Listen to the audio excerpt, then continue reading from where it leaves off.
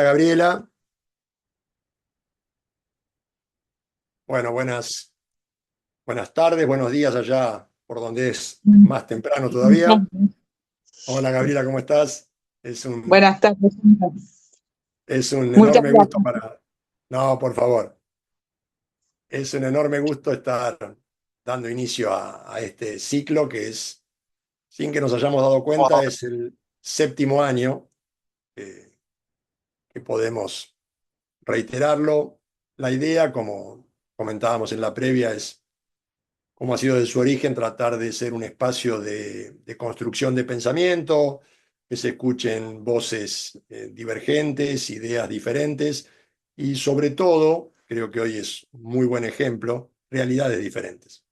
Si bien la base que tenemos es una base latinoamericana, porque contamos con presencia no solo de profesoras, profesores, alumnas, alumnos, trabajadores y trabajadoras sociales de nuestro país, de la Argentina. También hemos tenido la suerte, a través de los contactos, de contar con amigas y amigos de Colombia, de Ecuador, como la amiga Sandra, la compartimos, eh, de Uruguay. Hemos hecho un convenio con el Instituto de Derecho Urbanístico de Brasilia.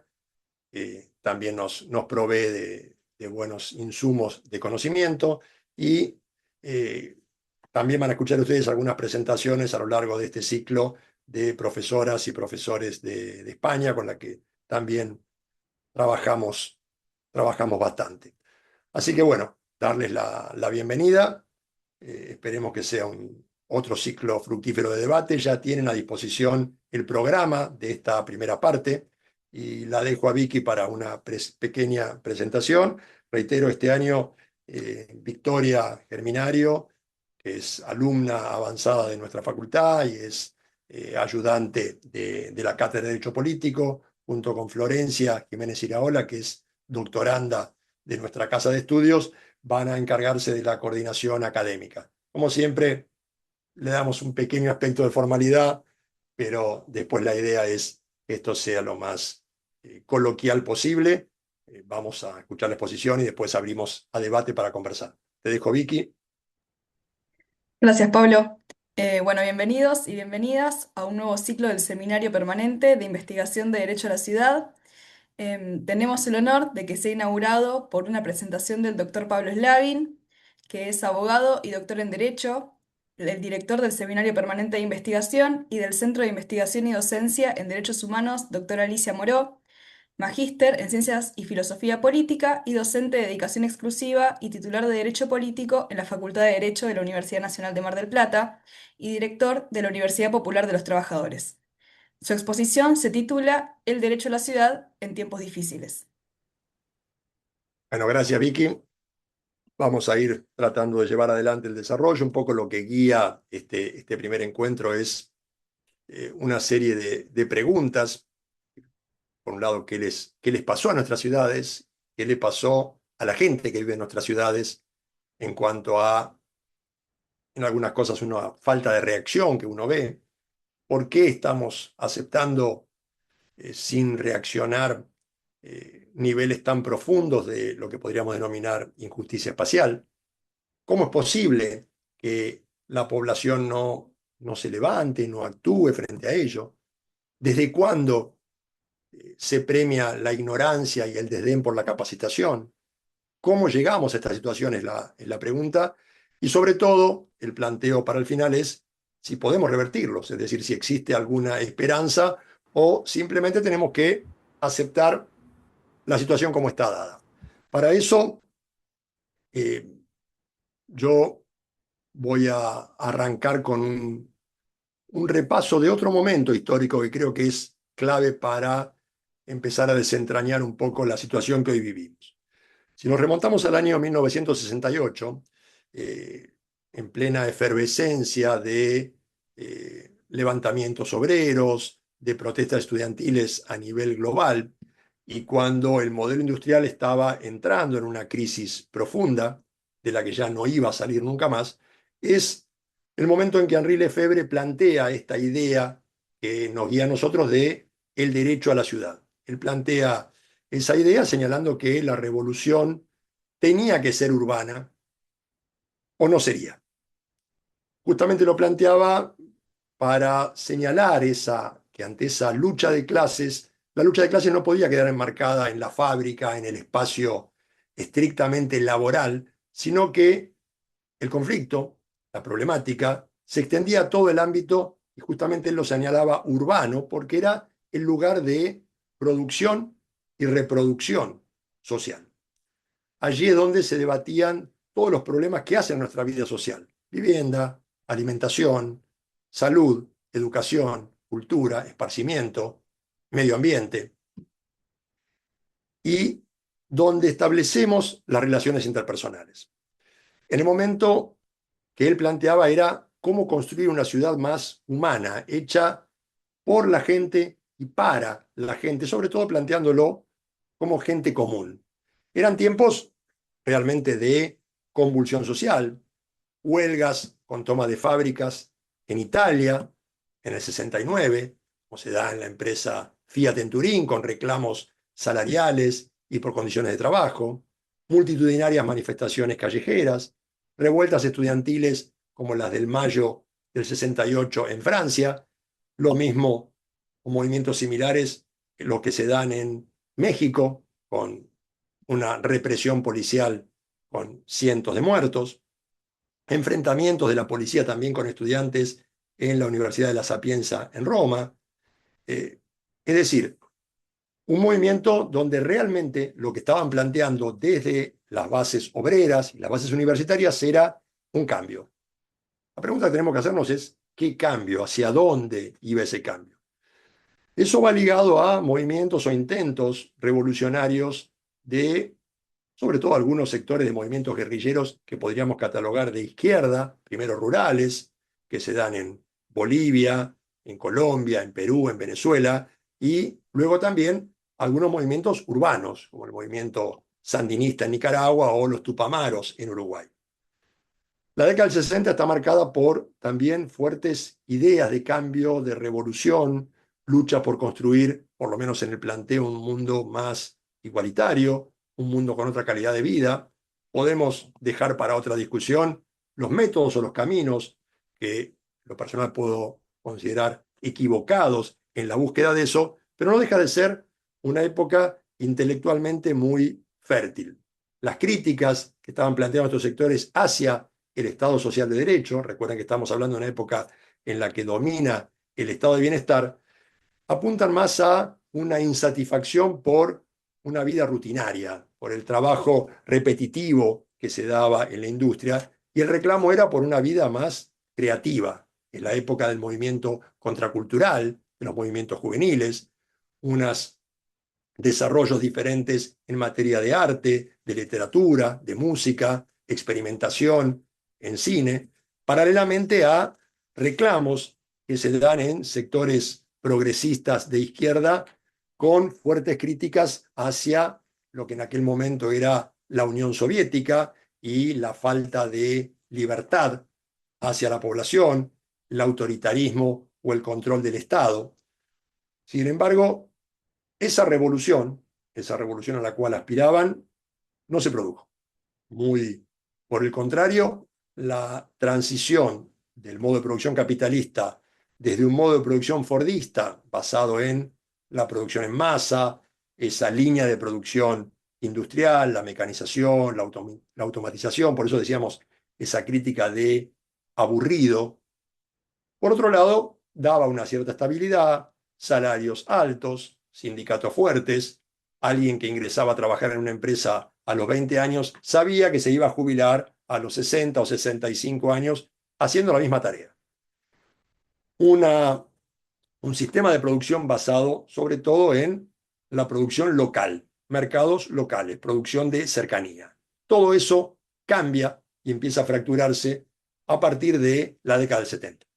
Ese modelo post-fordista en el que la industria va haciendo o va perdiendo espacio frente al sector servicios, la incorporación de las tecnologías de la información y las comunicaciones, las TICs, que no es que la globalización no hubiera existido, la globalización es propia del sistema capitalista, sino que realmente se produce un salto cualitativo con esto que a partir de ahora sí se va a hablar de la globalización. ¿Por qué? Porque ya las empresas no funcionan en un lugar, sino que se da este fenómeno de la deslocalización, de cadenas de suministro, que son cadenas de suministro globales, y un nuevo fenómeno en el ámbito del trabajo. Esto que se prolonga hasta nuestros días, que lo conocemos como la flexibilización laboral y lo que va de la mano con ella, que es la precarización laboral,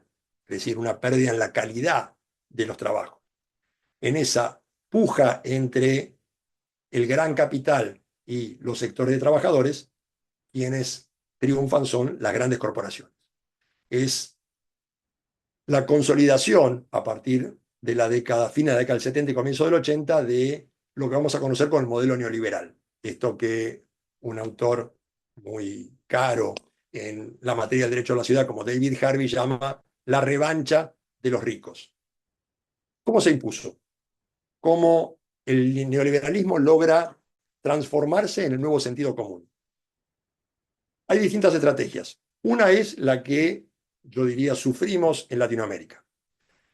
El Plan Cóndor de Estados Unidos para toda la región, una violencia estatal, golpes de Estado. Chile es uno de los que inaugura a partir de la implantación del modelo neoliberal, pero como suceden muchas cosas, en Argentina somos los primeros y somos los que recibimos el régimen cívico-militar más violento que se conozca, una etapa muy dura, la que se da en Argentina entre el año 76 y 83, y un modelo neoliberal que es impuesto a sangre y fuego en toda nuestra región. Paralelamente, en Europa, la forma de imponerse es diferente. Europa vive en algunos países, en la década del 70, inicio de los 80, en Italia, por ejemplo, son los años de plomo. Terrorismo político de derecha en Roma, atentados en, por ejemplo, el de la Piazza Fontana en Milán con 17 muertos, de la mano de la llegada al poder, sobre todo liderándolo en Inglaterra con Margaret Thatcher, y después su correlato en los Estados Unidos con la llegada de Ronald Reagan, y ahí sí, una estrategia que no consiste en la toma violenta del Estado, sino que desde el Estado se produce ese desmantelamiento del estado de bienestar.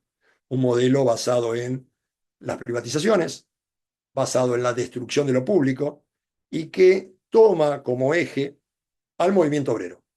Entonces, si hay una particularidad en el triunfo del modelo neoliberal, es en Inglaterra la represión de los mineros, justamente para una destrucción de la industria pesada, cerrar las minas, movimientos antisindicales y esa fuerte represión de huelgas en los años 84 y 85, una campaña de no solo violencia hacia los líderes sindicales, sino de desinformación para que la población tuviera una imagen diferente del conflicto. Y en Estados Unidos ya se había dado 3 años antes, en 1981, con la huelga de controladores aéreos, que era el principal sindicato en los Estados Unidos, y el despido de más de 11.000 huelguistas.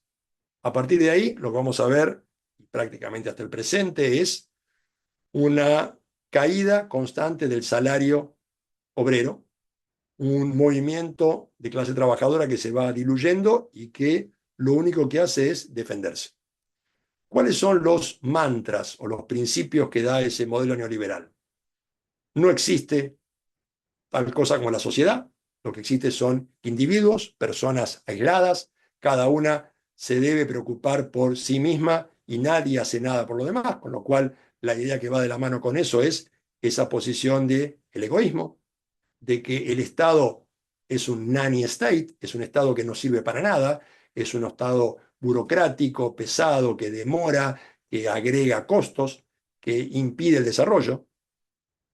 Y por otro lado, que no hay otra opción que el capitalismo. Esto de el pensamiento único. Esta idea del pensamiento único la instala Margaret Thatcher, y después, con el derrumbe de la Unión Soviética, Francis Fukuyama va a hablar con esa, que se hizo muy famoso, su obra sobre el fin de la historia. A partir de ahora, todo es capitalismo, no hay más cambios y ya está. La fallida experiencia de la Unión Soviética hizo que el rumbo de la izquierda, que ya de por sí estaba bastante perdido, terminara por diluirse. Esto tiene un impacto muy fuerte en el pensamiento político general.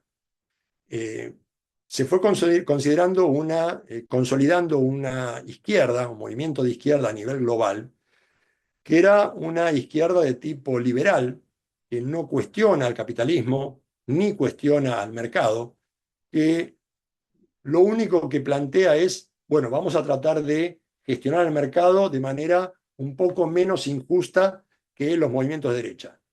Las ideas como ideas de revolución social, de lucha de clases, desaparecen. Es un poco para quienes conocen algo de la teoría de Marx y los debates que se dan después de la muerte de Marx y Engels, lo que están haciendo es seguir la teoría del revisionismo de Bernstein, un debate de 1899 que se da dentro del socialismo científico y que va a cobrar mucha más vida a partir de la década del 70.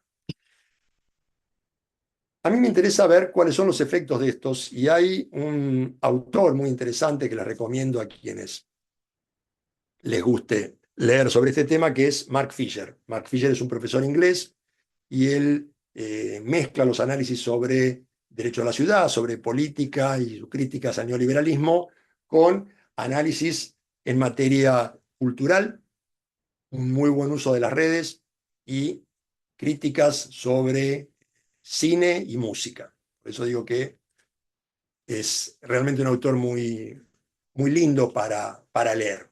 Él plantea la idea de que el modelo neoliberal lo que trajo fue una impotencia reflexiva. ¿A qué se refiere con esto? Él dice, no hay proyecto alternativo. Desapareció la rebeldía, no hay en esta etapa una verdadera innovación cultural. Lo que vemos son repetición de estilos, remakes, él dice pastiches musicales, hasta la protesta social, dice, es objeto de venta en el mercado. Se protesta, salen los diarios, salen los medios, salen las redes, y como salió, desapareció. No tiene otro objetivo más allá, es decir, no tiene un objetivo de transformar el sistema.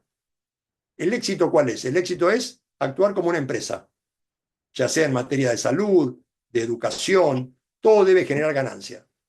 Pensemos en nuestro país, qué es lo que dice mi ley sobre la educación. Los investigadores e investigadoras del CONICET salgan a ganarse el sueldo dignamente, como si la investigación académica no fuera algo útil para la sociedad.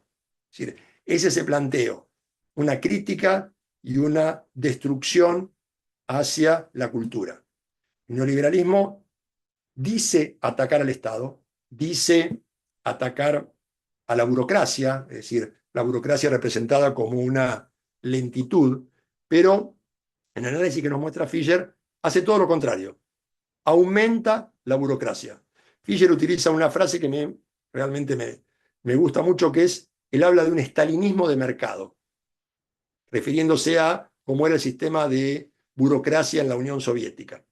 Él dice, lejos de bajar la burocracia, lo que hoy tenemos es controles.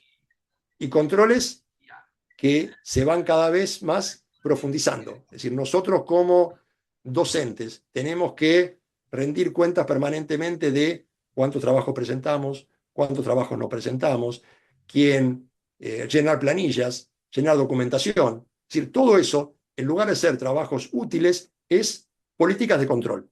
Un control que ya ni siquiera viene de afuera, sino que el control viene de nosotros mismos.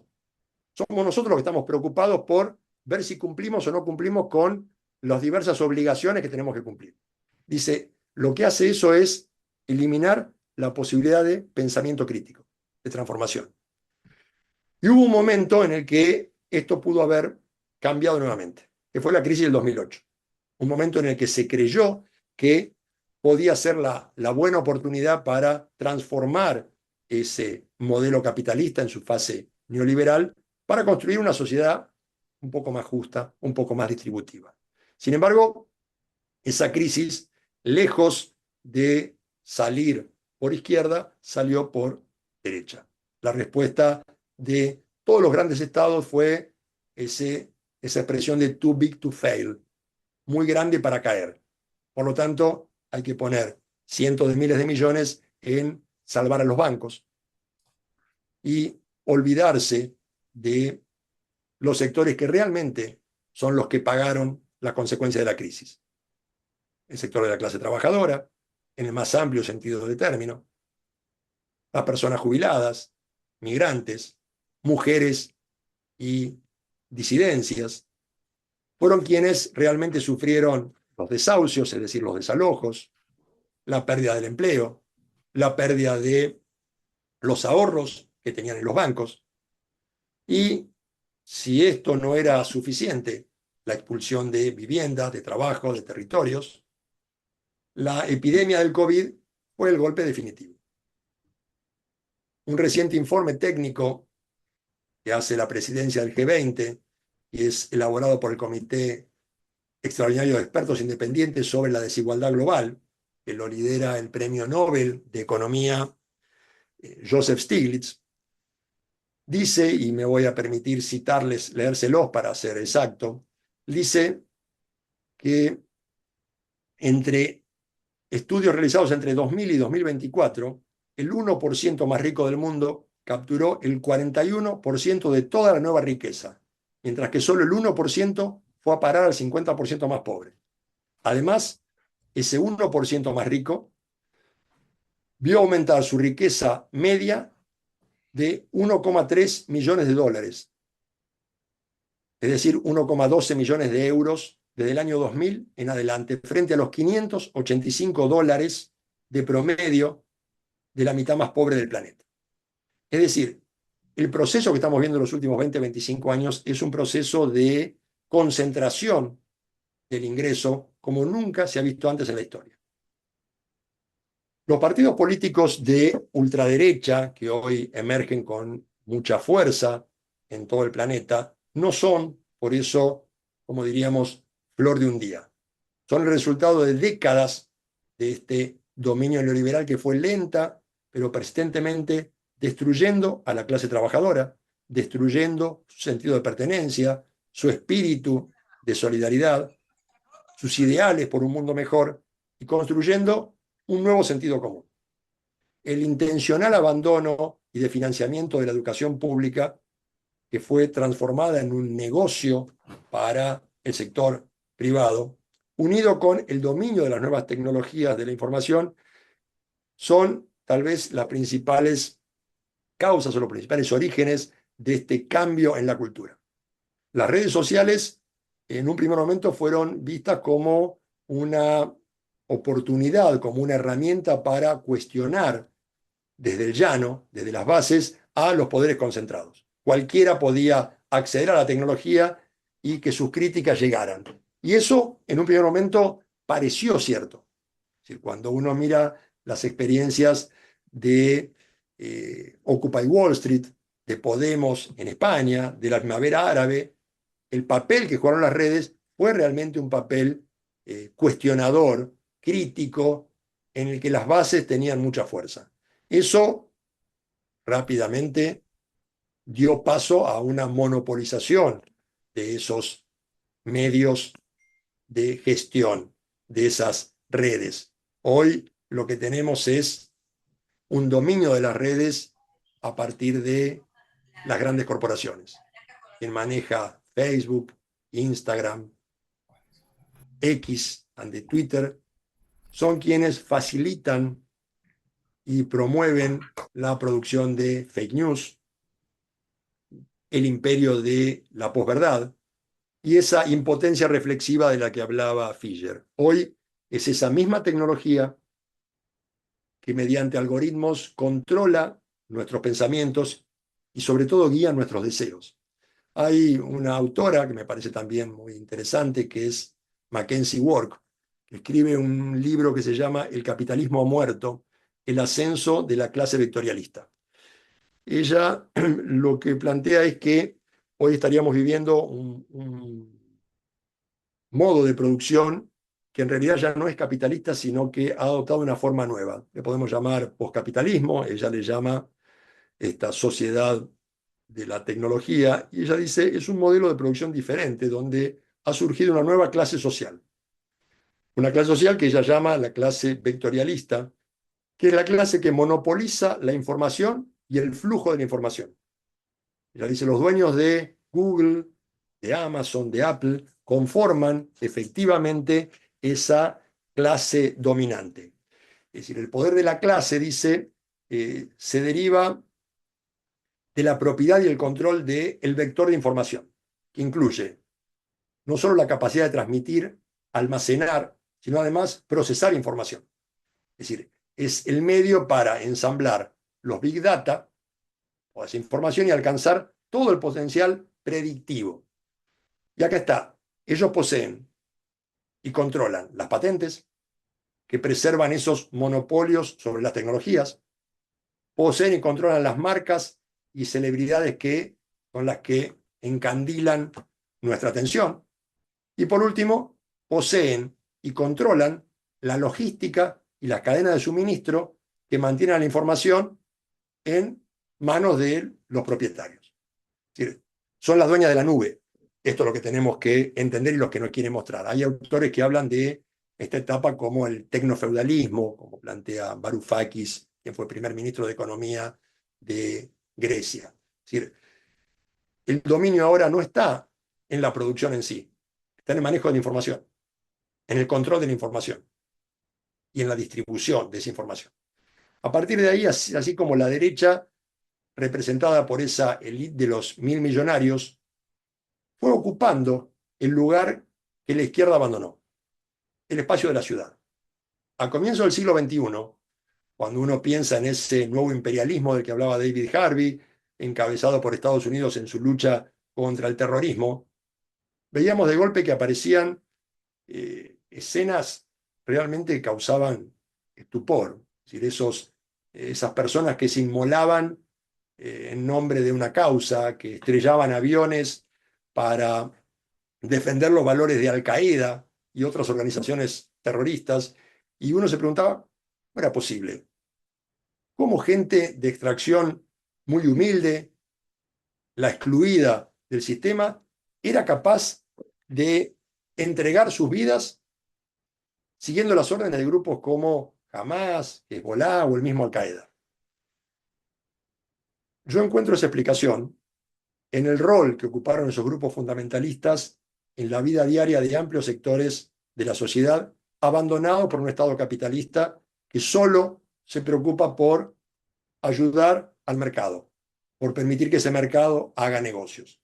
Y que las tareas que antes hacía el Estado social, tareas de educación, de provisión de vivienda, de ayuda social, al quedar abandonadas, fueron ocupadas por estas agrupaciones.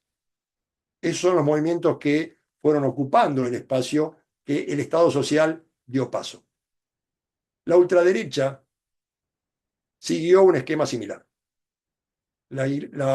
Primero fue asumiendo un discurso propio de la izquierda, mostrándose aparentemente como la única defensora de la libertad, de la igualdad, de los valores tradicionales. Una libertad, obviamente, puramente centrada en el mercado, que ataca el Estado social, que ataca a los partidos políticos, incluso ataca al propio sistema democrático. Hoy tenemos en Argentina visitándonos un multimillonario, Peter Thiel, que viene de Estados Unidos y que lo que plantea es: los políticos no sirven, la democracia es inútil y lo que tenemos que hacer es un ciberpatrullaje y reemplazar a la democracia por la tecnología. Sí, sin pelos en la lengua. Y está reunido con nuestros principales dirigentes a nivel nacional. Esta derecha se fue acercando a los sectores populares para inocularles el odio, han rescatado el fantasma del comunismo, algo que desapareció hace décadas, que sin embargo cualquier cosa es comunista, cualquiera que critique es alguien que esparce el comunismo como si fuera una especie de virus. Y esto, la democracia no sirve, la democracia es simplemente una traba que tienen para resolver las cosas y solucionar los problemas. Por eso necesitamos a alguien que tenga toda la autoridad y que sea quien ejecute y nos saque de esta crisis. Ante ese discurso, una población con lazos desarticulados, cada vez más desigual en materia de ingresos, sin pensamiento propio ni educación crítica, completamente enajenada por los medios de comunicación concentrados en pocas manos, es víctima de campañas de desinformación y fake news. Y obviamente compra esas soluciones mágicas que viene a traer los nuevos profetas como Trump en Estados Unidos, Bolsonaro fue en Brasil, Milei sufrimos nosotros, pero Bukele, Abascal, Le Pen, Meloni. ¿Y por qué los compran? Porque les brindan tranquilidad. En un mundo muy convulsionado, ellos traen 3 o 4 recetas que parecen muy simples y que la gente no está dispuesta a pensar más allá de esa inmediatez. Hoy la ultraderecha tiene presencia en barrios populares, lo que antes era inimaginable. Llega a sectores excluidos por distintas vías, como por ejemplo pasa con las iglesias evangélicas. La pregunta es, si el mercado soluciona todos mis problemas, ¿para qué debo yo levantarme y luchar? ¿Cuál es el sentido? De qué sirve? Si todos los políticos son corruptos y todos son iguales, y el Estado es el mayor de los corruptos, si todo es lo mismo, ¿para qué ir a votar? ¿Qué puedo cambiar con mi voto? ¿Para qué sirven la democracia y el Estado de Derecho si cada vez tengo que trabajar más y soy más pobre? ¿De qué me sirve estudiar una carrera universitaria si puedo ganar mucho más dinero siendo influencer? La pregunta entonces es, ¿qué ofrece un discurso de sectores progresistas de izquierda? ¿Cuál es el programa? ¿Un mercado menos injusto? ¿Una distribución del ingreso con algo más de derrame para la clase trabajadora? ¿Que la destrucción medioambiental, como hace Europa, quede en manos del mercado y la regulen a partir de bonos del mercado? Yo recurro siempre a Rosa Luxemburgo, debo confesar que hice la tesis doctoral sobre ella, y ella hace un planteo en 1915, en plena Primera Guerra Mundial, señalando que ella dice el socialismo es el primer movimiento popular del mundo que se ha impuesto una meta y ha puesto en la vida social del hombre un pensamiento consciente, un plan elaborado, la libre voluntad de la humanidad. Por eso, ella dice, Federico Engels llama a la victoria final del proletariado el salto de la humanidad del reino animal al reino de la libertad. Pero jamás se logrará si la chispa de la voluntad consciente de las masas no surge de las circunstancias materiales que son fruto del desarrollo anterior. El socialismo no caerá como maná del cielo, solo se lo ganará en una larga cadena de poderosas luchas. Federico Engels dijo una vez, la sociedad capitalista se halla ante un dilema, avance al socialismo o regresión a la barbarie. ¿Qué es lo que está planteando Rosa Luxemburgo? Ella lo que está diciendo, primero de todo, tiene que haber un desarrollo material, tiene que haber un desarrollo tecnológico, tiene que haber un desarrollo de las fuerzas productivas que permita pensar en una sociedad realmente distributiva. Y a eso va su crítica en aquel momento a la experiencia de lo que va a ser la Revolución Rusa. Tienen que estar dadas las condiciones materiales. ¿Qué es lo que vemos hoy? El desarrollo tecnológico es maravilloso. Hoy realmente el problema de la escasez es inexistente. Hoy se producen bienes, se producen alimentos más que suficientes para abastecer a toda la población mundial. Pero falta el otro aspecto, ese aspecto que señalaba ella, que es el de el aspecto subjetivo, el de la conciencia de clase.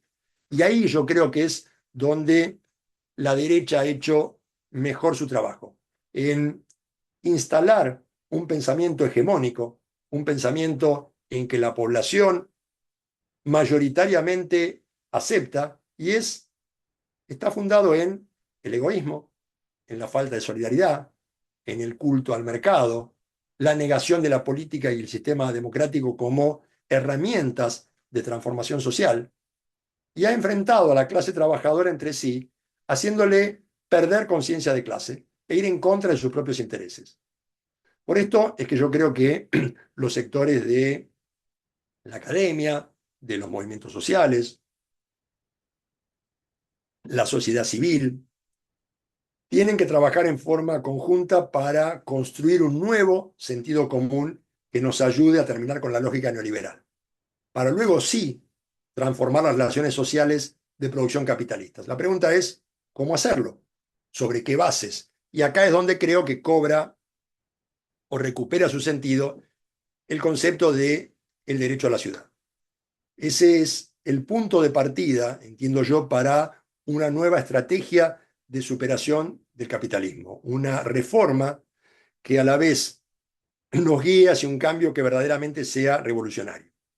En este sentido, quiero detenerme unos instantes repasando cuáles han sido las principales acciones del neoliberalismo sobre las ciudades que hoy vivimos. El Estado abandonó su rol de protección de los intereses de la sociedad, dejándolos en manos del mercado. A partir de ahí, lo que vemos es privatización de los servicios esenciales como educación, pido disculpas, ya la garganta empieza a gastarse, privatización de la educación pública, de la salud, de los servicios como luz, gas, transportes, energía. Al mismo tiempo, una destrucción y un abandono del espacio público también en favor del mercado. ¿Y qué es el mercado en esto? El sector inmobiliario y el sector financiero. Hay un fin de las viviendas públicas. Esta vivienda pública, que era uno de los principales motores del estado de bienestar, desaparece. La vivienda es una tarea que cada uno de nosotros o nosotras debemos proveernos. Eso va de la mano de aumento del desempleo, de la pobreza, de la inseguridad, de la exclusión y de la marginalidad.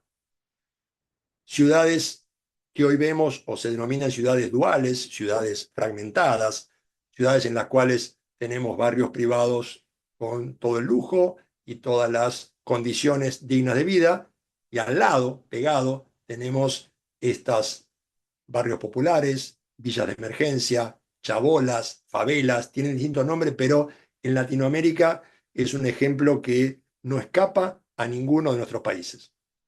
Ni que hablar en el caso de Mar del Plata, no lo voy a apabullar con datos de Mar del Plata, pero realmente las cifras respecto a desempleo, respecto a problemas de vivienda, asustan. Y no porque falten espacios de vivienda. Y este es un fenómeno a nivel mundial. No es que no haya viviendas. Cuando uno mira las cifras, por tomar Mar del Plata, que es una ciudad de 670.000 habitantes eh, en la último estudio que se hizo con respecto a la población, hecho por el Instituto Nacional de Estadística y Censo de nuestro país, Mar del Plata tiene 86.000 viviendas desocupadas y 97.000 personas que necesitan vivienda propia. Es decir, no hay gran diferencia, no hay gran ausencia de viviendas. Sin embargo, esas viviendas están destinadas a el negocio. Y es un fenómeno que se reproduce a nivel mundial. Esta vivienda que se encarece para quien debe realmente necesita vivir en esas viviendas. Insisto, esta imagen es la imagen que encontramos en toda nuestra región y que con diferentes matices se da en el resto del mundo, cada uno con sus particularidades. ¿Cuál es el problema que detecto ahí? El contexto global, ni que hablar del contexto nacional para quienes vivimos en Argentina de Milei o el local a nivel municipal, no es un contexto favorable para lo que estamos proponiendo. No es el contexto para el triunfo del derecho a la ciudad. En Argentina tenemos un Estado nacional que ha abandonado la obra pública, que ataca, ya no es que la abandonó, ataca a la educación y la investigación pública, con una rebaja salarial que ha superado el 50% en estos últimos 2 años, que no cumple con leyes sancionadas en el Congreso y que el Poder Judicial le ordena que las cumpla para responder ante el reclamo de la universidad, y que hace lo mismo para las personas con discapacidad, y que hace lo mismo para los sectores jubilados. Es decir, hay un ataque hacia amplios sectores de la sociedad. ¿Cómo transformar la realidad? ¿Cómo podemos hacerlo si no tenemos una expresión que sucede mucho en Argentina, un Estado presente? Al mismo tiempo, a nivel local, vemos, para quienes viven en Mar del Plata, que por un lado se nos dice, vienen a instalarse grandes firmas internacionales, viene Starbucks, viene Hard Rock, se hacen grandes torres de edificios. Al mismo tiempo hay denuncias sobre destrucción del patrimonio, sobre crecimiento de villas miserias. Tenemos más de 71 barrios populares, como se les llama acá, dentro del estudio del RENAVAP, que es el instituto que estudia la, las villas en todo el país, siendo Mar del Plata uno de los 3 principales centros en la provincia de Buenos Aires con estas carencias. Nos estamos diciendo una ciudad que es una de las principales a nivel turístico detrás de Buenos Aires, de la ciudad de Buenos Aires en el país, y es la que tiene mayores problemas de desempleo. ¿Cómo explicar esto? Tiene una industria hoy que está destruida, industrias importantes como la industria textil, la industria pesquera y la industria turística. Por eso, yo, para ir cerrando, me gusta recuperar, relacionado con el derecho a la ciudad, una idea que traía la urbanista norteamericana Jane Jacobs en la década del 60. Ella hablaba de recuperar una ciudad viva, una ciudad para la gente, una ciudad en la que tengamos todo, en todo momento, y acceso a todas las personas. Y esto creo que es algo que podemos llevar adelante, pese a todas las condiciones globales y locales que estamos describiendo, pese a este crecimiento de la derecha, esta política de abandono intencionada del Estado y su labor social. Y para eso tomo 2 ejemplos o 2 casos para analizar, que creo que son los que pueden servirnos de base para la transformación. Uno, y a quienes les interese se los recomiendo para que lo estudien, es el caso de la transformación de París.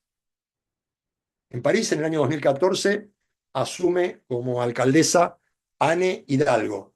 Es una española nacionalizada francesa que tiene como asesor a un arquitecto colombiano, Carlos Moreno, que es quien desarrolló la idea de la ciudad de 15 minutos o el territorio de 30 minutos. ¿Qué es esa idea? Lo que él plantea es la ciudad de 15 minutos para ciudades compactas, y ciudades en las cuales la densificación está más abierta, habla de territorios de 30 minutos. Estamos hablando de París, no estamos hablando de una pequeña ciudad en la que uno podría decir, bueno, es fácil en esta ciudad hacer las modificaciones y hacer una ciudad más vivible.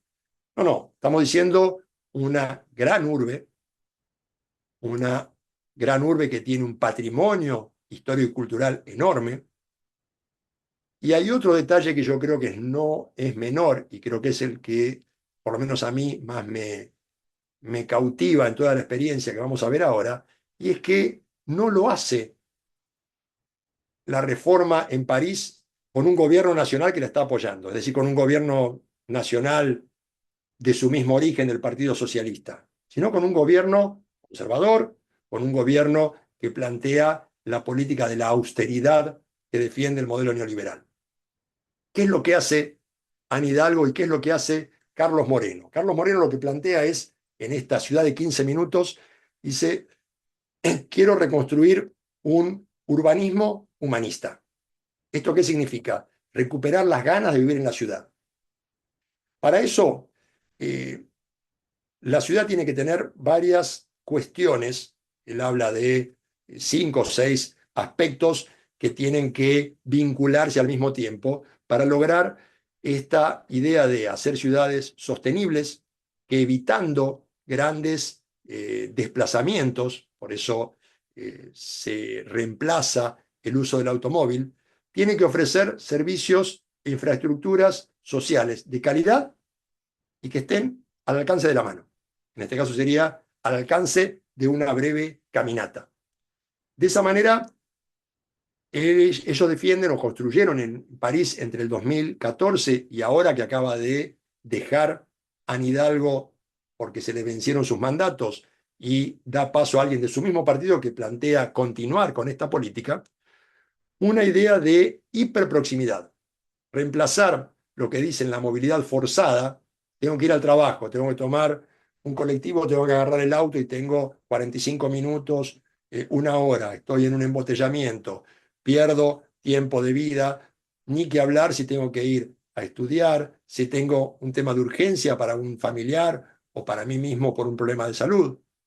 En todo tengo grandes traslados, pérdidas de tiempo, no llego porque no tengo ni siquiera los vehículos necesarios para poder llegar.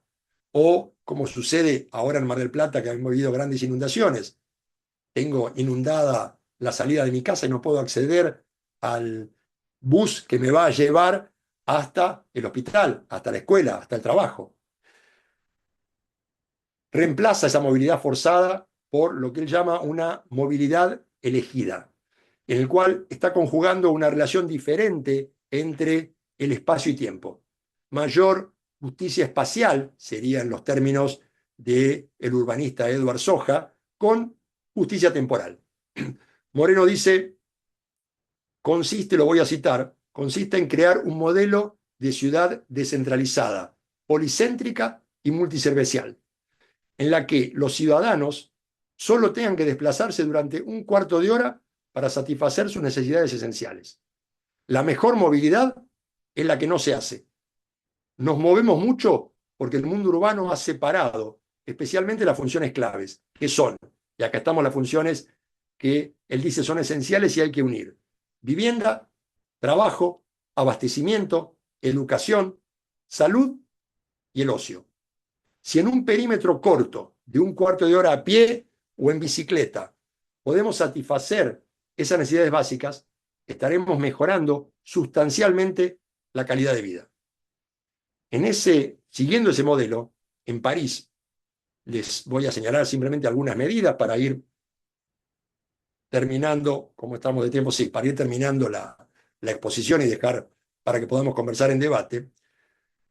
Peatonalización de numerosas vías y achicamiento de otras, reducción de la velocidad máxima a no más de 30 kilómetros para los automotores, con lo cual tiene un efecto de enorme reducción de la siniestralidad. La promoción del transporte público, del traslado a pie y del uso de bicicleta, con una extensión de más de 1.000 kilómetros de senda para ciclistas, pero senda para ciclistas en serio, y eso lo digo para quienes conocen el Mar del Plata, que realmente los ciclistas puedan, y las ciclistas, usar la bicicleta y no jugarse la vida saliendo a andar en bicicleta. Y al mismo tiempo con eso bajan el uso del automotor y baja la contaminación ambiental. Creación de zonas verdes y plazas, con un proyecto que llaman proyecto de bosque urbano, reemplazar espacios antes destinados a estacionamientos y plantando miles de árboles y vegetación por toda la ciudad, mejorando así el ambiente en torno y bajando la temperatura. Saneamiento del río Sena. El río Sena fue reabierto al público luego más de un siglo, transformándolo en un espacio, en un lugar de esparcimiento familiar, actividades deportivas y culturales. Construcción de una extensa red ferroviaria para poder comunicar París con los suburbios, evitando así que tenga que venir la gente que va a trabajar a París, que va a trasladarse en automóvil.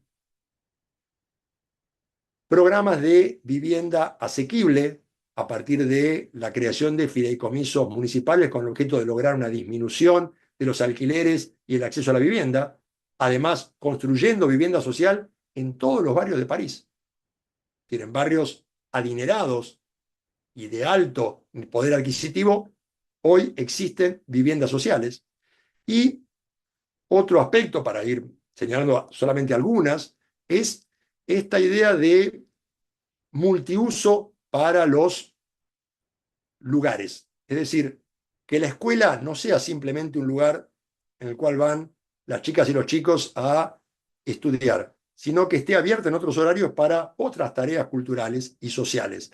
Que lo mismo pase con las dependencias municipales, con los edificios que tengan negocios abajo, crear supermercados de cercanía para tener que evitar esos grandes traslados, y para eso sirvió de experiencia lo sucedido con la pandemia y ese aislamiento que obligó a ver, bueno, ¿cómo respondemos? Entonces, ese esquema de multiservicios, de multiuso, es un esquema que le dio excelentes resultados y, por lo menos para quienes lo analizan y quienes han podido ver París antes y después, la transformación ha sido una transformación realmente eh, muy positiva en materia de derecho a la ciudad. El otro ejemplo, y es un ejemplo para futuro, es el caso del triunfo de Zoran Mamdani en Nueva York como alcalde. Eh, a mí me pareció muy interesante lo que señaló la urbanista Raquel Rolnick, una figura en nuestra materia de Brasil, cuando al analizar el caso del triunfo de Mamdani dijo, es la mejor noticia del año. ¿Cómo llega Mamdani al poder? Llega con una propuesta que va a contramano de la propuesta que domina el país. No es la propuesta de Trump, justamente. La propuesta con la que llega Mamdani es una propuesta en términos de Trump woke, de izquierda, revolucionaria. Y justamente lo que señala Raquel Rolnick es la propuesta del derecho a la ciudad. Entre lo que propone Mamdani, que ojalá pueda hacerlo, uno es la centralidad en la vivienda, una intervención sustancial y muy fuerte en el mercado inmobiliario, proponiendo la congelación de alquileres para la porción del parque de viviendas de Nueva York, viviendas públicas, que, para que ustedes tengan una idea, prácticamente un tercio de las viviendas de Nueva York están en alquiler y se encuentra bajo el régimen de lo que ellos llaman alquiler protegido o estabilizado. También aboga por la promoción de vivienda social real, combatiendo lo que en Brasil Raquel Rolnick llama la falsa vivienda social que en la práctica dice no llega a los sectores más pobres, no llega a la gente que necesita esa vivienda, sino que es una vivienda social para clase media. El programa de Mamdani ubica la vivienda como uno de los principales factores. El otro es transporte rápido y gratuito, implementación de tarifa cero y mejoras sustanciales en el sistema de autobuses. Alimentación asequible. El programa de Mamdani dice, vamos a crear toda una red de mercados y guarderías públicas para combatir el elevado costo de las guarderías privadas y de los negocios que hacen los mercados de alimentos. Y para finalizar, es decir, ¿qué es lo que dice Mamdani? ¿De dónde sacamos esta plata? El centro financiero mundial está en Nueva York. Ese gran centro financiero tiene que pagar más impuestos. Y esos impuestos son los que van a proveer, a dar respuesta a todas estas innovaciones que van a mejorar la calidad de vida de la gente, hacer ciudades que realmente dé gusto vivir. Para ir cerrando, estoy convencido que las transformaciones llevadas adelante en materia o con el derecho de la ciudad como guía, siguiendo las experiencias de París y Nueva York, que por otra parte no son las únicas, pueden servir de plataforma para construir ese programa, y un programa que tiene que ser un programa que enamore, por decirlo de alguna manera, es decir, un programa que realmente sea atractivo para la gente, que sea atractivo y que lo quieran esa gente que está hoy desencantada, sin esperanzas, que lo único que aspira es a sobrevivir en la ciudad de que le tocaron en suerte o desgracia vivir. Para quienes estamos en el ámbito de la docencia y la investigación, creo que una pedagogía crítica revolucionaria debe ocupar un lugar central en la lucha por el derecho a la ciudad. Es imprescindible recuperar la educación como bien público y el rol de quien educa como de investigador o investigadora crítica y comprometida con la realidad social. Tener capacidad de movilizar al estudiantado, hacer que se interrogue sobre las problemáticas que le plantea la vida cotidiana, su propia vida, cuáles son sus problemas. La base del pensamiento contrahegemónico es incentivar el planteo de preguntas. Todo lo contrario de lo que sucede con el modelo educativo actual, que castiga a quienes cuestiona, a quien pregunta, a quien investiga, a quien se aparta de, por decirlo de alguna manera, las leyes del mercado. La educación nunca es ni puede ser neutral, como decía Paulo Freire. Y lamentablemente así es como se nos quiere inculcar. Muy por el contrario, es a través de la educación que se promueve el pensamiento crítico, revolucionario, para la transformación de la sociedad, o bien es la educación la que genera personas sometidas y personas dominadas. Las crisis, creo yo, como la que hoy atravesamos, representan oportunidades para el cambio. Nuestra responsabilidad es trabajar para que ese cambio sea realmente un cambio progresivo que alcance a toda la sociedad y que nos lleve hacia el camino de ese mundo socialista, humanista, en el que sueño, que no es una fantasía. A mí me gusta retomar la idea de Harvey que habla de una utopía realizable, algo que es posible y por lo que tenemos que trabajar. Gracias.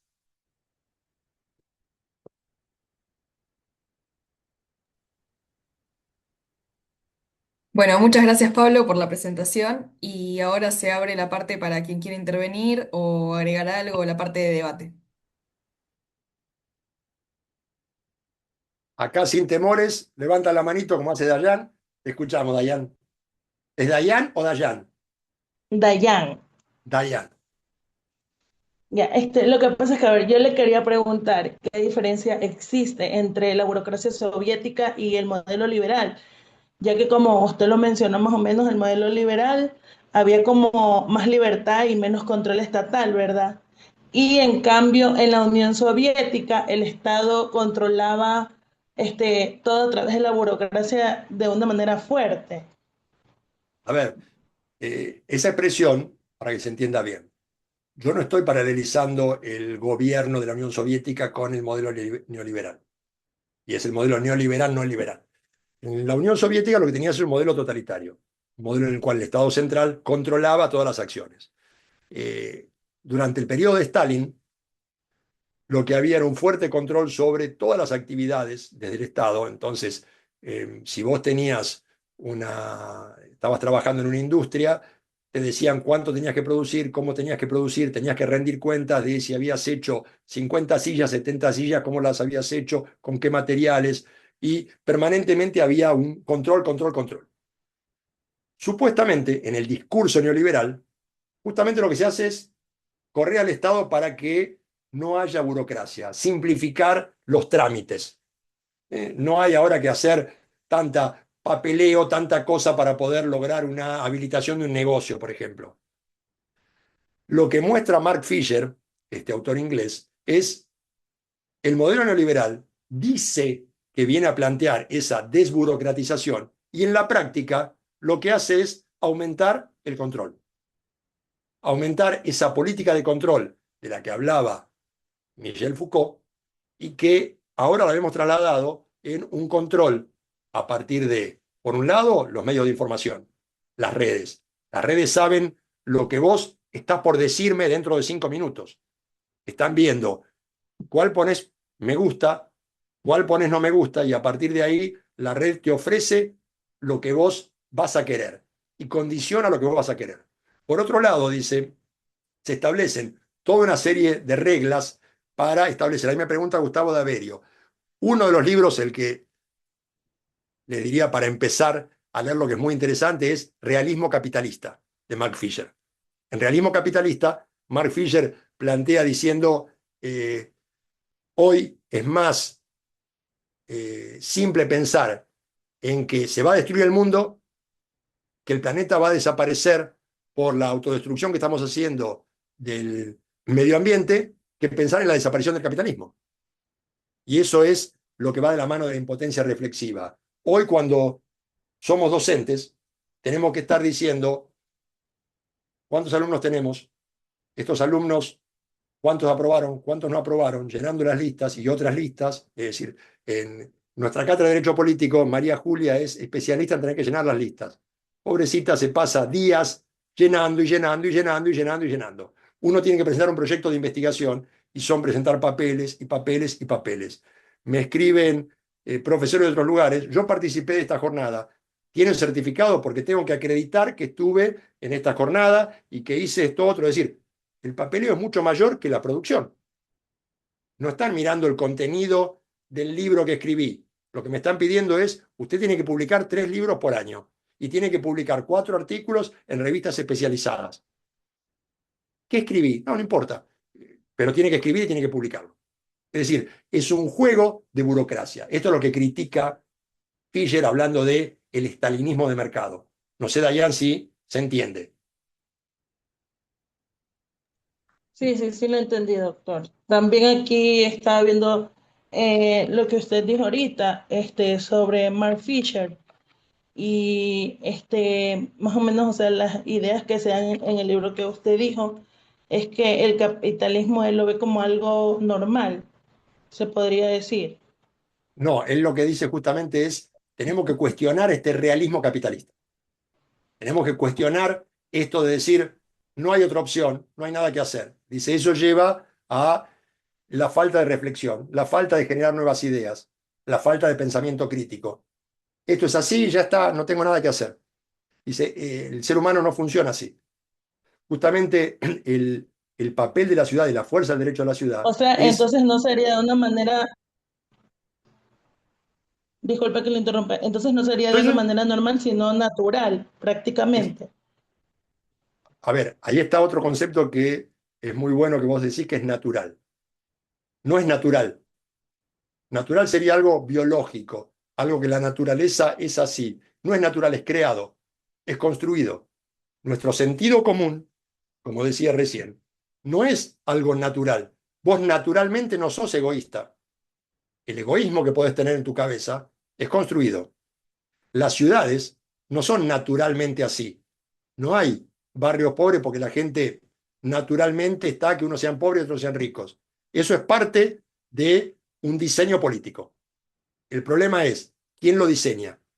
Cuando hablamos de las ciudades, y es lo que plantean estos autores, lo que plantea Lefebvre, Harvey, Edward Soja, Raquel Rolnik, es la ciudad es un resultado de los seres humanos. La producen los seres humanos. Ahora, no la producimos como queremos, porque quienes tienen el poder económico para producirla es la clase dominante en cada tiempo y lugar. Si nos vemos la Grecia antigua, la producían los dueños de esclavos. Hoy la produce el sector financiero y el sector inmobiliario. Son los que tienen el poder en municipalidad para que le aprueben sus proyectos, para que le permitan tirar abajo una casa en un lugar donde no se permitía, para que le permitan instalar un negocio en un lugar que antes no estaba habilitado, pero que ahora se lo habilitan. Esos son los dueños de la ciudad. Y esos son los que están diciendo, a vos te toca vivir en el edificio con los servicios, o a vos te toca vivir en la casa de techo de paja. Este es el problema. Entonces lo que dice Fischer es, luchemos contra eso, transformémoslo. No nos quedemos en que lo único que hay es capitalismo. Hay otras formas, hay otras perspectivas. Yo creo, siguiendo los autores, que el derecho a la ciudad es un poco esa guía de transformación. Es lo que nos permite. Eso que ustedes tienen en la Constitución de Ecuador, que es muy lindo, pero que está en la hoja de papel. Ese buen vivir, esa naturaleza con derechos. Bueno, ahora démoselo. Permitámoslo a que los ejerzan. ¿Se entiende?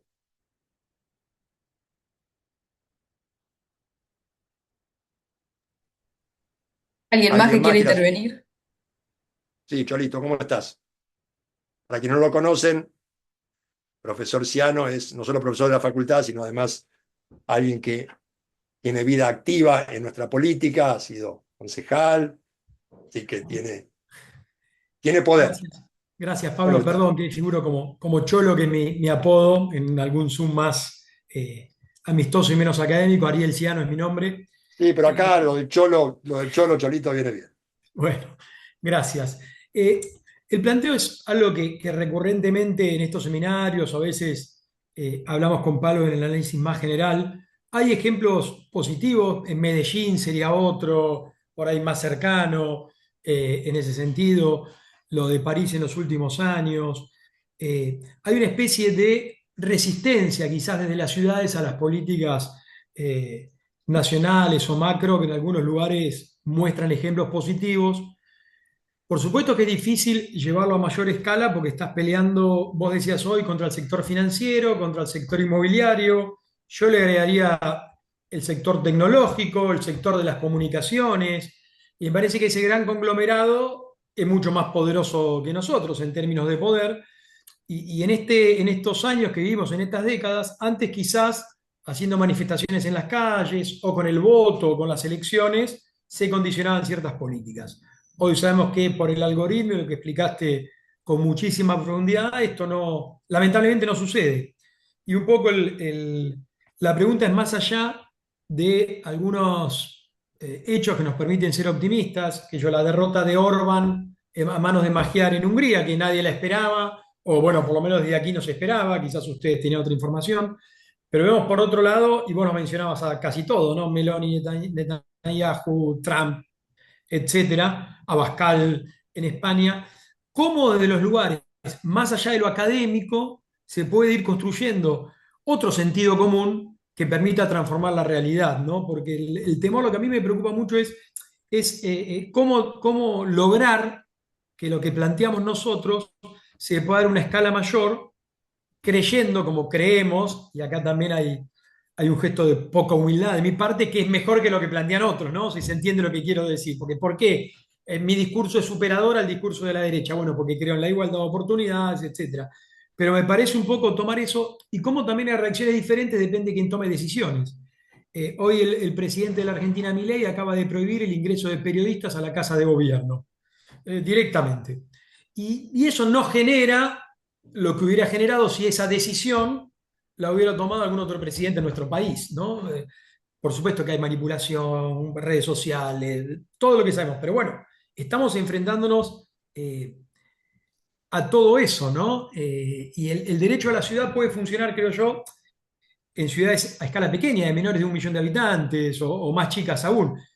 El ejemplo de París es distinto, pero es muy difícil también transformar ciudades, San Pablo, México. Bueno, Bogotá puede ser un ejemplo positivo que se pudo transformar, pero ni Buenos Aires tampoco lo logró.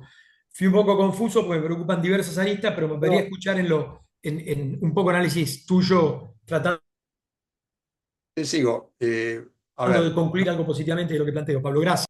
sí. No, no, no, gracias a vos, Cholito, por la pregunta. A ver, yo no creo tener la solución, ni mucho menos. Tengo la esperanza o el optimismo de la voluntad, para decirlo filosóficamente. Yo creo que, si bien es cierto que en las ciudades de escala más chica es más fácil, 3 de febrero trabaja con las plusvalías urbanas y tiene mucho éxito, que es una ciudad mucho más pequeña de nuestro país.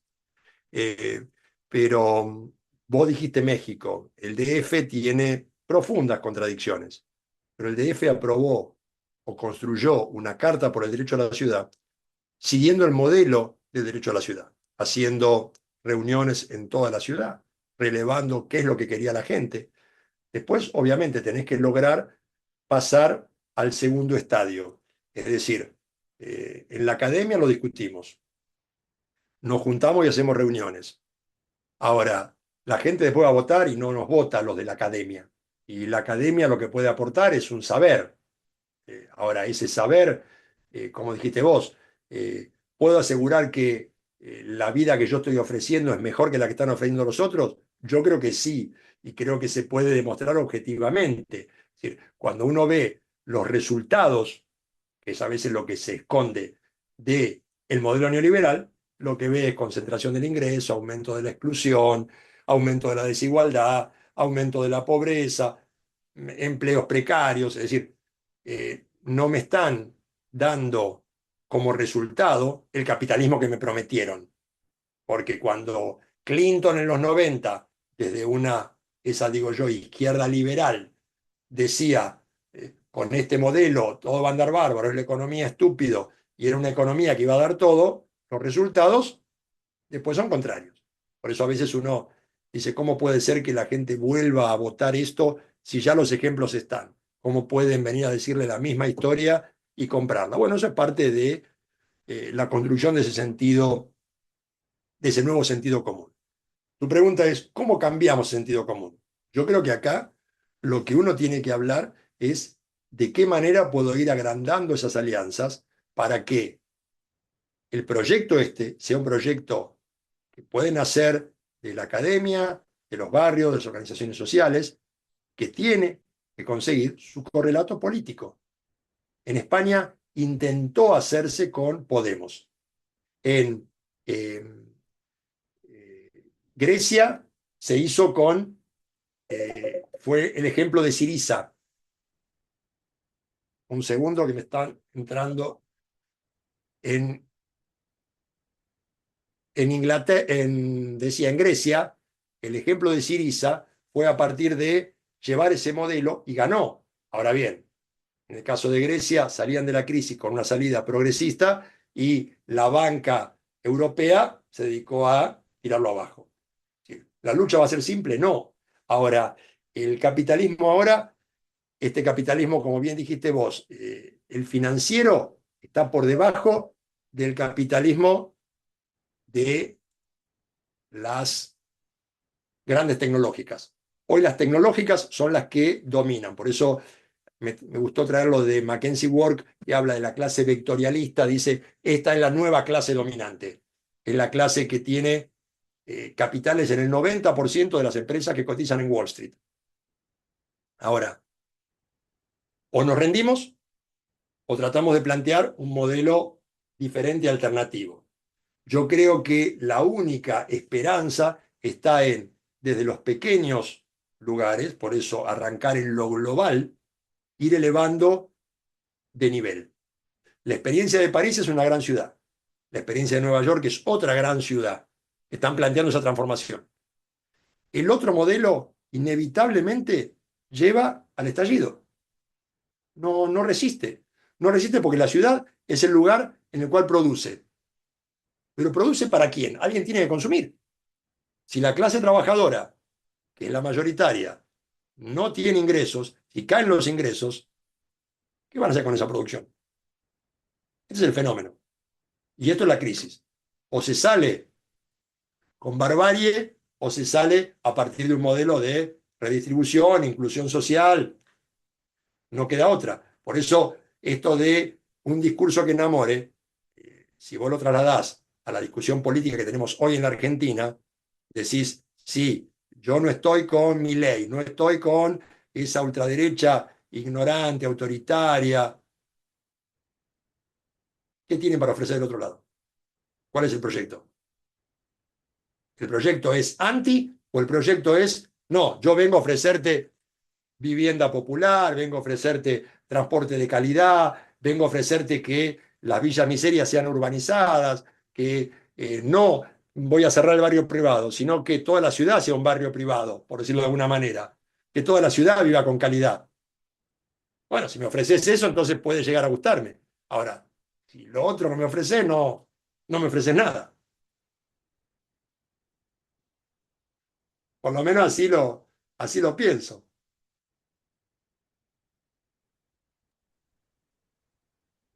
¿Alguien tiene algún... Creo que Alejandra Pérez había puesto en el chat que quería hablar. Yo también, pero no me da para levantar la mano, así que levanto la Bueno, mano luego. sí. Quien no encuentre el botón, levanta la mano así y ya queda incluida. Ahí está vos, Gabriela, después. Sí, Alejandra, ¿cómo estás?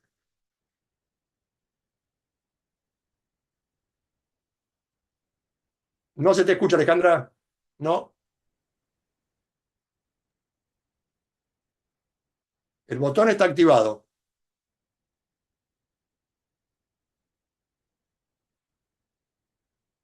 Y juro que no hay censura, ¿eh?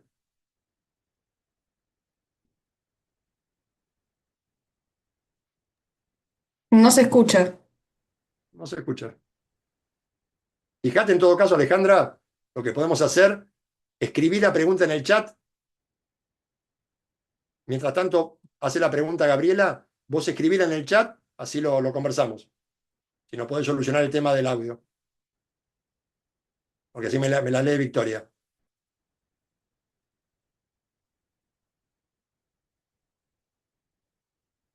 Sí, Gabriela, ya Bueno, estás. bueno.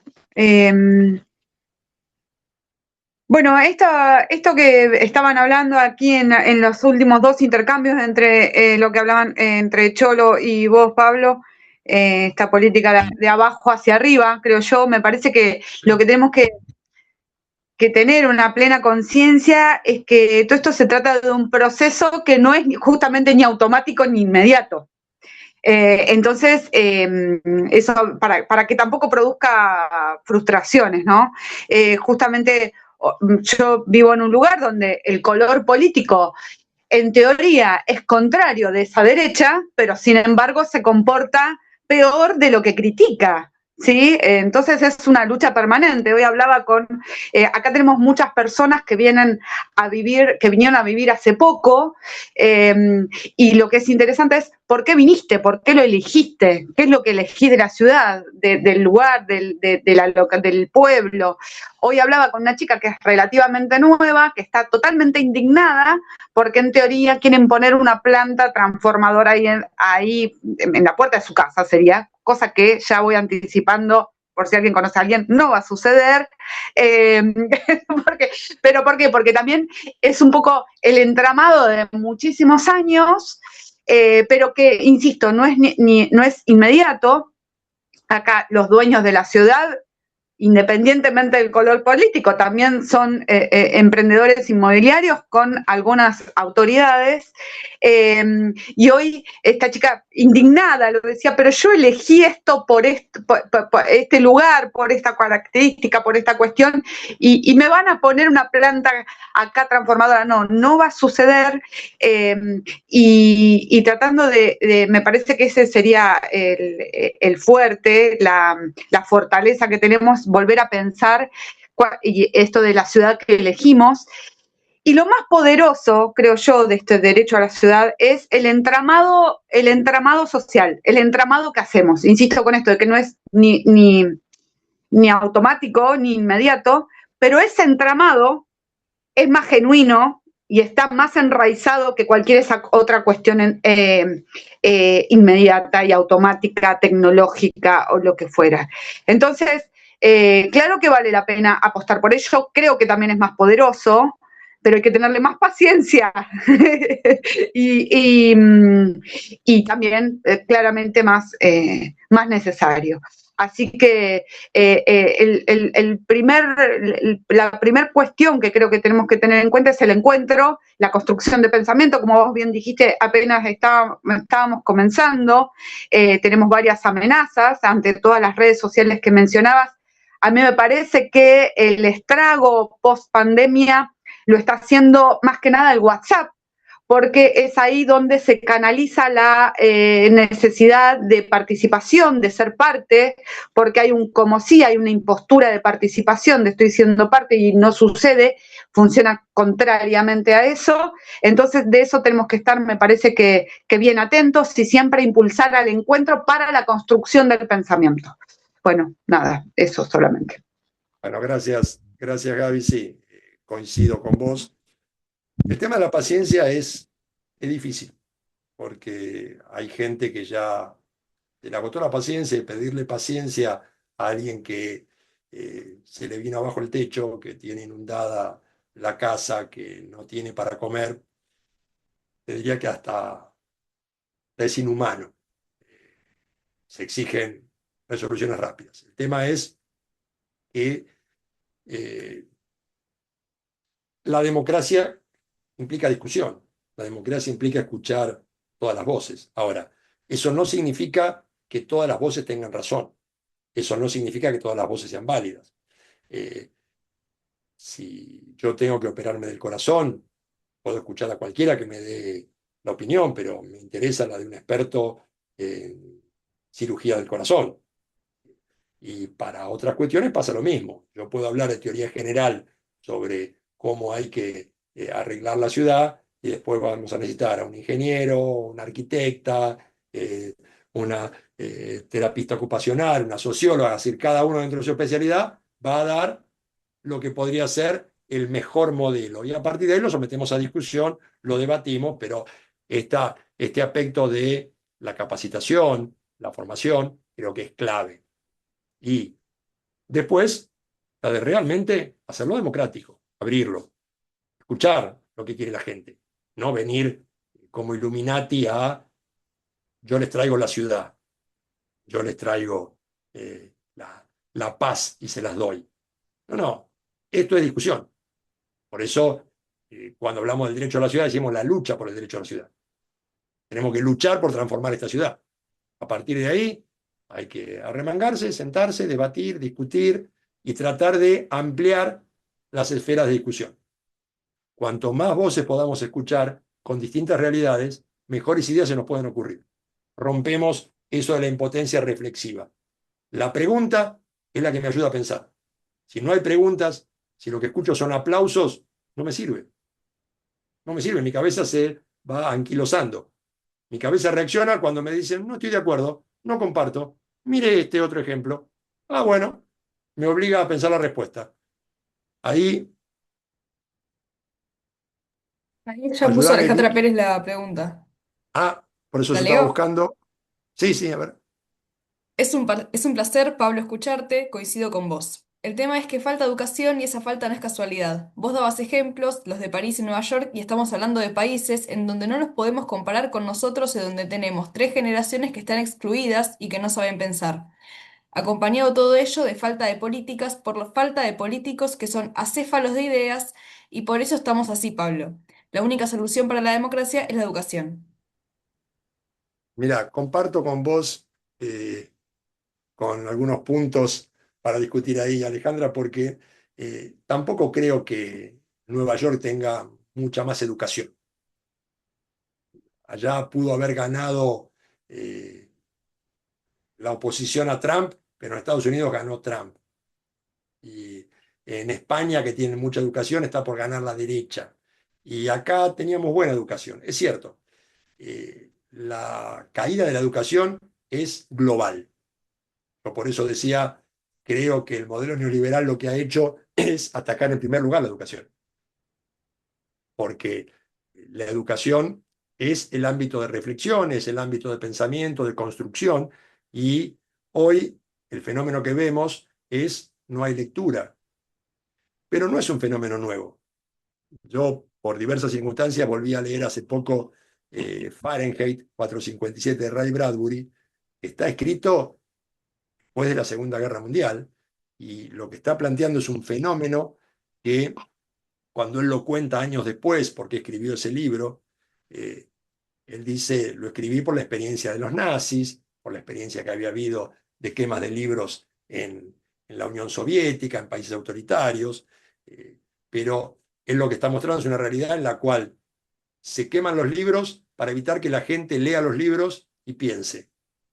Y se combate con gente que lo que hace es subversivamente leer libros, memorizarlos, para que si la capturan, el libro lo queda, el libro lo tiene en la cabeza y el libro lo puede transmitir.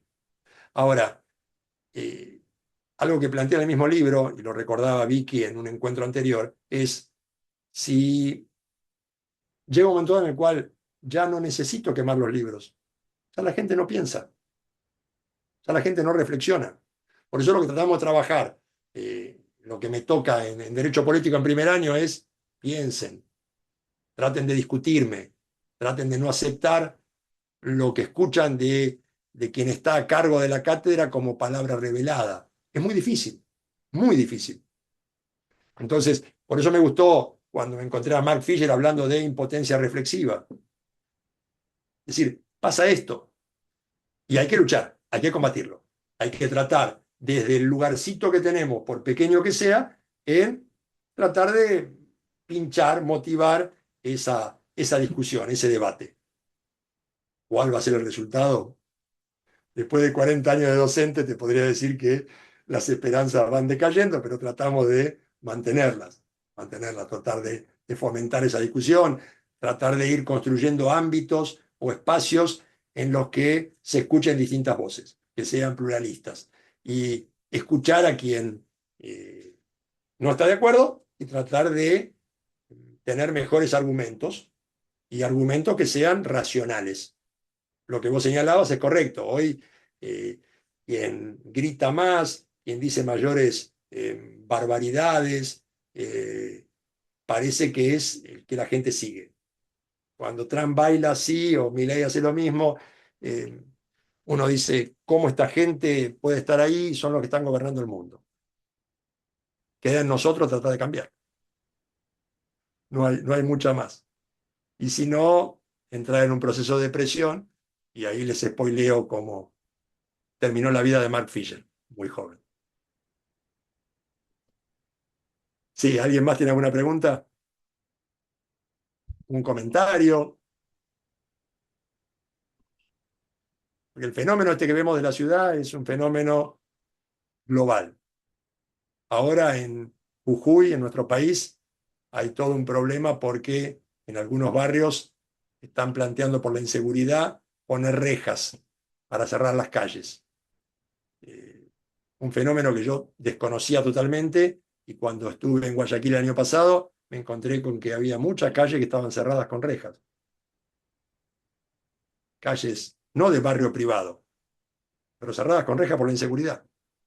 Me sorprendió. Hoy lo vemos acá en Argentina, es parte de la discusión. Y es algo que en la medida en que siga esta destrucción del entramado social, se va a profundizar.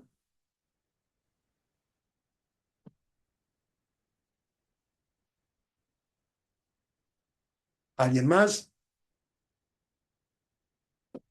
Bueno, un gusto verte, Ignacia, ahí, que va a estar exponiendo en un par de semanas. Bueno, gracias a todas y todos. Te dejo el cierre, Vicky. Nos estamos viendo la semana que viene y, por supuesto, la invitación esta está hecha para todas y todos quienes han participado hoy, que por supuesto si se pueden seguir sumando o sumando más gente, el espacio se va agrandando. Gracias, Sandra, por la invitación a tu alumnado. Y muchas gracias Enriquece. por recibir a mis estudiantes que están en proceso de construcción, justamente aprendiendo del vínculo que tiene y las obligaciones que tiene el Estado, la administración pública con relación a la garantía de este derecho. Y qué mejor conocer toda la introducción que tú les diste desde la parte histórica hasta llegar ya a una parte un poco más material de este derecho, porque como les decía a ellos, todavía, aunque este derecho es nuevo, no está muy publicitado acá en el Ecuador, más el derecho a la naturaleza, pero el derecho a la ciudad falta darle un poco más acá en el Ecuador, y entonces bienvenido sea que puedan compartir contigo. Yo te agradezco mucho. No, gracias, Sandra. Y además es una pena porque Ecuador, desde el punto de vista normativo, está en la avanzada. Ecuador, junto con Brasil, junto con Colombia, México en menor medida, tienen el derecho a la ciudad incorporado en En la la Carta Magna. Constitución. Ajá, Entonces, así. la herramienta está. Después es tratar de aprovecharla y usarla. Totalmente de acuerdo. Muchísimas gracias. Y a mis alumnos por asistir.